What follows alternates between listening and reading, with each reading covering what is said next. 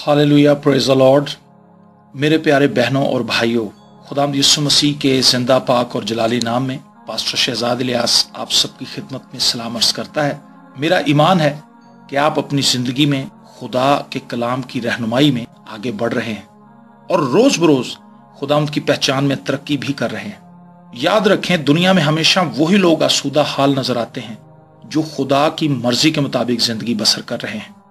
और खुदा की मर्जी को जानने के लिए जरूरी है कि हम खुदा के पाक कलाम से अपना रिश्ता मजबूत से मजबूत तर बनाते जाएं।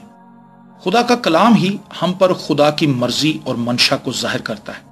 आज हमारे पास मौका है कि हम सब मिलकर खुदा के कलाम में से अपनी जिंदगी की रहनुमाई के लिए कोई नई बात सीखें।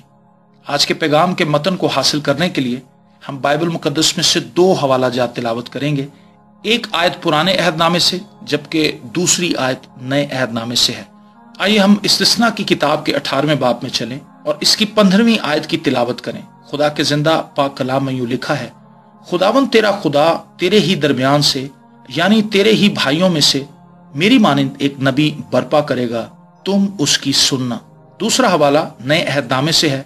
मेरे साथ निकालिए मत्ती की अंजील, उसका 17 बाब और उसकी 5वीं आयत। और खुदा के कलाम में यूं मरकूम है, वो ये कह ही रहा था कि देखो एक नूरानी बादल ने उस पर साया कर लिया और उस बादल में से आवाज आई कि ये मेरा प्यारा बेटा है जिससे मैं खुश हूं, इसकी सुनो।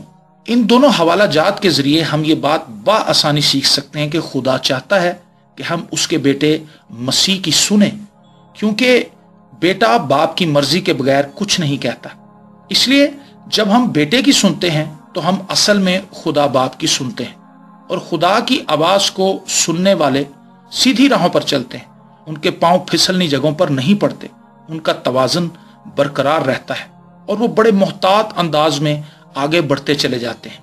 यहाँ एक सवाल हमारे सामने सर उठाता है और वो सवाल ये है कि अगर खुदा की आवाज सुनने में ही हमारी बका है तो फिर हम खुदा की आवाज कैसे सुने? खुदा अपने लोगों से कैसे बोलता है? याद रखें, खुदा के पास नस्ले इंसानी से मुखातिब होने के कई एक जराए मौजूद हैं, जिनमें से चंद बुनियादी जराए के हवाले से मैं आपको आगाह करना चाहता हूं। सबसे पहला मोतबर और इंतहाई कामिल जरिया खुदा का जिंदा कलाम है, जिसके जरिए खुदा हमसे बात करता है।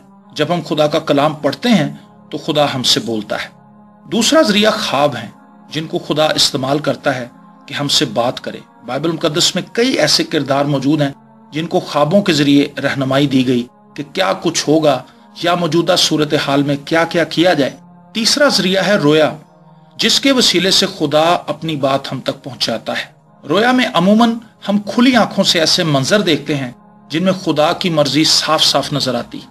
और चौथा जरिया खुदा की अपनी तख्लीक है, यानी चरिंद परिंद, दरिया, पहाड़, समंदर, मौसम, इंसान और जंगल बेल बूटे वगैरह। खुदा इन सब के जरिए हमसे बात करता है और बड़ी गहरी और भेद की बातें हम खुदा की बुनाई हुई चीजों से सीख सकते हैं। पांचवा जरिया हमारे हालात हैं, जो हमें खुदा की मर्जी जानने में मदद देते हैं। खुदा हमारे हालात के जरिए हमसे बात करता है कि वो हमसे क्या चाहता है।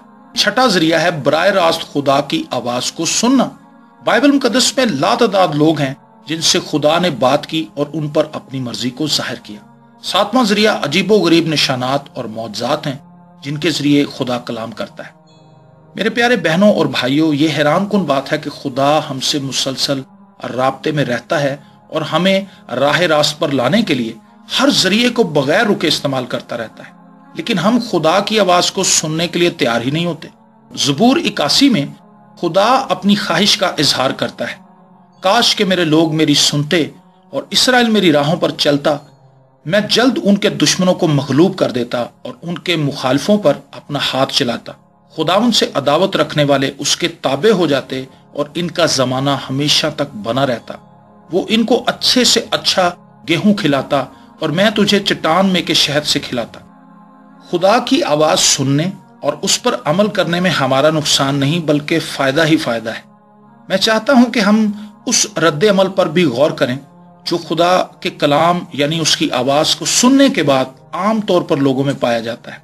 कुछ लोग खुदा के कलाम को यानी खुदा की आवाज को सुनते हैं और नजरअंदाज कर देते हैं। بعض لوگ خدا کی آواز کو سنتے ضرور ہیں لیکن وہ عمل کرنے کی بجائے خدا سے بحث و تکرار میں لگے رہتے ہیں کہ یہ کیسے ہوگا، وہ کیسے ہوگا۔ اور اس کی ایک بڑی مثال بنی اسرائیل کی قوم ہے جس کی تاریخ ہمیں پرانے عہد نامے میں ملتی ہے۔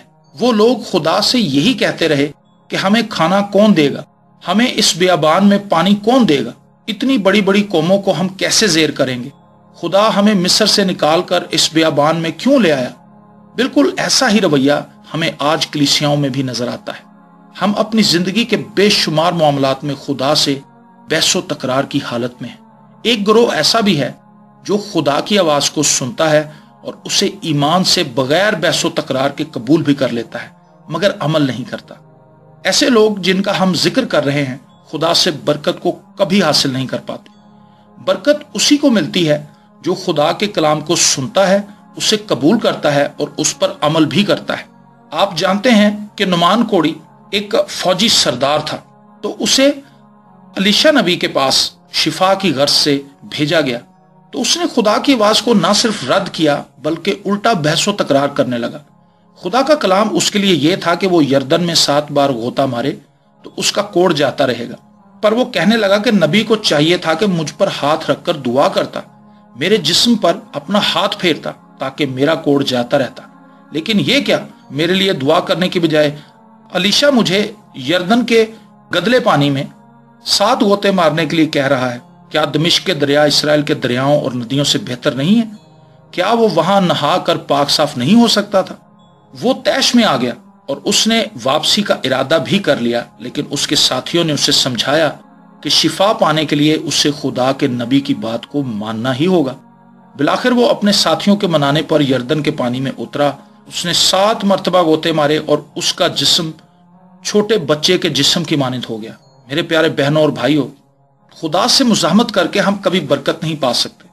ہمیں خدا کی آواز کو ضرور ہی ماننا ہوگا تاکہ ہم شفا پائیں، تاکہ ہم برکت پائیں، تاکہ ہم آسودگی کو حاصل کریں، تاکہ ہم ترقی کریں، تاکہ ہم اچھی اچھی چیزوں سے سیر ہوں اور ہم اپنی زندگیوں سے خدا کے جلال کو ظاہر کر سکیں۔ حضرت نوح نے خدا کی آواز کو سنا اور خدا کے کہنے کے مطابق کشتی بنائی اور اپنے خاندان کے ساتھ ساتھ ہر قسم کے جانوروں، پرندوں اور کیڑوں مکوڑوں کی جان بچا لی۔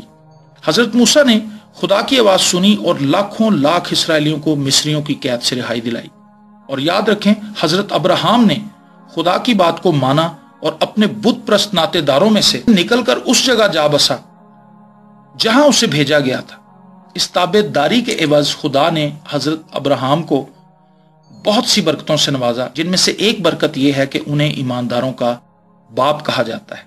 خداوند یسوع مسیح نے فرمایا کہ میری بھیڑیں میری آواز سنتی ہیں۔ سوال یہ پیدا ہوتا ہے، کیا ہم خدا کی بھیڑ ہیں؟ آپ جانتے ہیں کہ ایلیا نے خشک سالی کے ایام میں خدا کی بات کو مانا اور کریت کے نالے کے پاس جا چھپا، جہاں خدا کووں کے ذریعے اس کی خوراک کا ہر روز بہترین انتظام کرتا تھا۔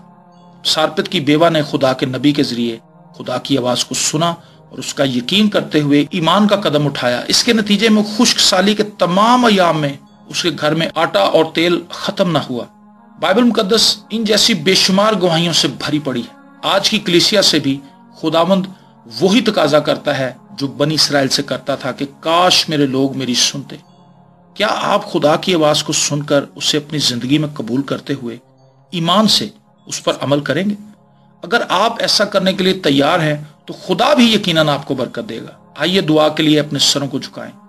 مہربان آسمانی باپ، ہم تیرے شکر گزار ہیں کہ تو ہم سے محبت کرتا ہے اور تو ہمیں اپنی برکات سے نوازتا ہے۔ ہم سب کو یہ توفیق عطا فرما کہ فقط تیری آواز سنیں اور تیرے فرمان کے مطابق زندگی بسر کریں، تاکہ روز بروز اپنے ایمان میں زوراور ہوتے جائیں اور بہت سے لوگوں کو انجیل کی بشارت دینے والے بن جائیں۔ یہ سب کچھ ہم اپنے خداوند یسوع مسیح کے وسیلے سے مانگتے اور پا لیتے ہیں، آمین۔